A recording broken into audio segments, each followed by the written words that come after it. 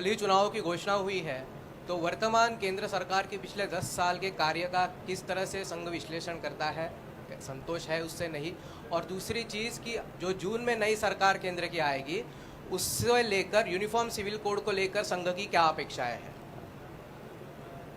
Uniform civil code के बारे में पहले भी हमने कहा है, अभी उत्तराखंड में उसके तैयारी किए हैं, उसके बारे में देश के अंदर उसके अनुभव को लेकर होगा। यूनिफॉर्म सिविल कोड, इसके स्वागत तो संघ ने किया ही है, पहले भी हमने कहा है।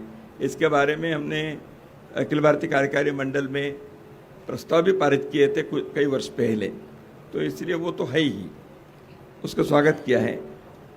उसमें यूनिफॉर्म सिविल कोड में 4-5 बातें जो आई है, उसके अभी जो एक्ट में एक राज्य के इसमें उत्तराखंड में आया है, वो एक करके देखना चाहिए। धीरे धीरे पूरे देश में होना चाहिए, ये हमारा आग्रह है।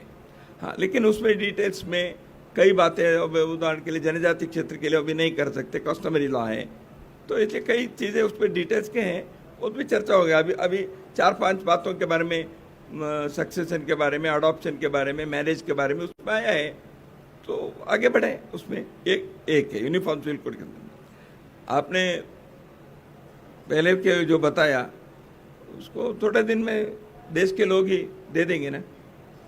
10 वर्ष में लोगों ने क्या किया है?